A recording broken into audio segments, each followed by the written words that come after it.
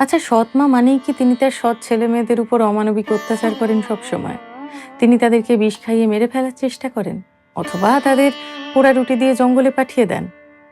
এমন ধারণা আমাদের অনেকের মধ্যেই রয়েছে যে সৎ মা মানেই একটা ভিলেন চরিত্র। এই ধারণাটা হওয়ার অবশ্য কারণ আছে। ছোটবেলায় পড়া কিছু গল্প, দেখা কিছু সিনেমা, কিছু সিরিয়াল এবং চারপাশে অবশ্যই সত্যিকারের ঘটে যাওয়া কিছু ঘটনা। তবে সবসময় এটা সত্যি নয়। আমার নিজের জীবনে আমি তার প্রমাণ পেয়েছি। সে নিয়ে না হয় পরে কখনো কথা বলবো। তবে আজ কথা বলবো বিভূতিভূষণ বন্দ্যোপাধ্যায়ের লেখা খুব সুন্দর একটা ছোট গল্প বড় দিদিমা নিয়ে। যে গল্পের অনেকগুলো দিক তো রয়েছেই, তবে এই দিকটা আমার মনে হলো একটু উল্লেখ করি, যেখানে তিনি এই সৎমা মানেই ভিলেন এই যে ধারণা সেটাও কিন্তু সেই গল্পে ভেঙেছেন। বড় দিদিমার সৎ ছেলে রামলাল, তাকে তিনি কি ভীষণ ভালোবাসা দিয়ে বড় করেছেন।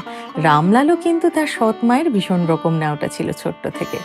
তবে শেষ বয়সে এসে বড় দিদিমা কেন একা হয়ে গেলেন? কোথায় গেল রামলাল বা রামলালের পরিবার? এই সব কিছুর উত্তর পেতে হলে, গল্পটা জানতে হলে পৃথার ইচ্ছে ডানায় কান পাতুন, শুনে ফেলুন বড় দিদিমা, আর জানিয়ে ফেলুন পৃথাকে কেমন লাগলো আপনার। অপেক্ষায় থাকবো।